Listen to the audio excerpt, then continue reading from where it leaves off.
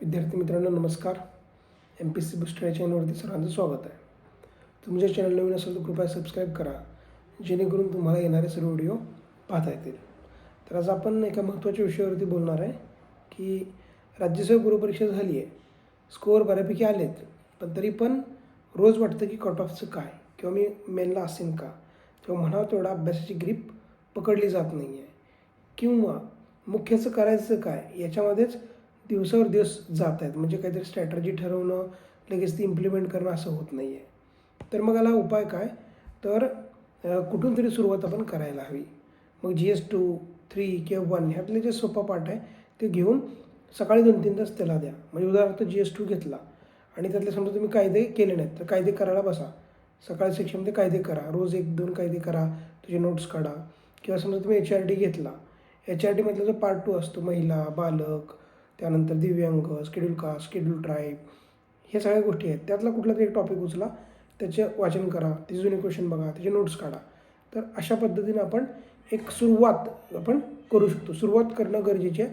सुरुवात केली आणि हळूहळू 2-4 दिवस आपण हे शेड्यूल असं ठेवलं तर पुढं आपोआप आपली चांगली तयारी होत राहणार आहे. आणि त्यानंतर ही जे काही कट ऑफ वगैरे ह्या गोष्टी आहेत ते चालतच राहणार आहेत निकाल लागेपर्यंत. एक्झॅक्ट कट ऑफ कुणीच सांगणार नाही. आणि अजून एक की ज्याला बऱ्यापैकी मार्क आहेत त्याला टेन्शन आहे की एक 4-5 क्वेश्चन दिसतात कॅन्सल होतील, चेंज होतील, मग माझं काय होईल. तर लक्षात घ्या, 5-6 क्वेश्चन बदलले किंवा रद्द झाले तरी त्यातले 2-3 क्वेश्चन आपले बरोबर आलेले असतात, 2-3 चुकलेले असतात. त्यामुळं फार काही मोठा इफेक्ट होणार नाही. ज्यांचा स्कोअर बऱ्यापैकी आहे ते खूप खाली जाऊन कुठंतरी पडतील असं होणार नाही. किंवा ज्यांचा स्कोअर काठावरती आहे त्यांना पण चान्स आहेत की ज्यांचा स्कोअर काठावर असतो त्यांचं असं असतं की बऱ्यापैकी त्यांचे चुकलेलेच असतात क्वेश्चन. तर तुमचे ते बरोबर येतील आणि तुम्ही पण चांगल्या स्कोअरच्या रेंजमध्ये याल. किंवा तुम्हाला असं वाटेल की माझे काही बरोबर येतील, काही चुकतील, पण तरी पण तुम्ही थोडंफार प्लसमध्येच राहणार आहात. तर त्यामुळं याचा फार लोड घेऊ नका आणि एक अभ्यास चालू करा. ही शेवटची मेन्स आहे. चांगला स्कोअर आपल्याला सर्व विषयांमध्ये आणायचा आहे.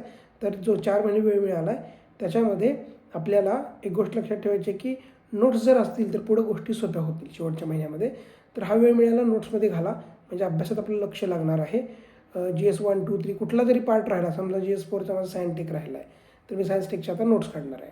की एखाद्याचं ॲग्रिकल्चर राहिलं तर त्याने ॲग्रीच्या नोट्स काढल्या पाहिजे. तर जे आपलं राहिलं आहे त्याच्या नोट्स काढा, किंवा जे असेल त्याला चांगलं रिवाईज करा. किंवा लँग्वेज मागे पडला होता तर लँग्वेजला घ्या. असं करून आपण आता फ्लोमध्ये राहिलं पाहिजे.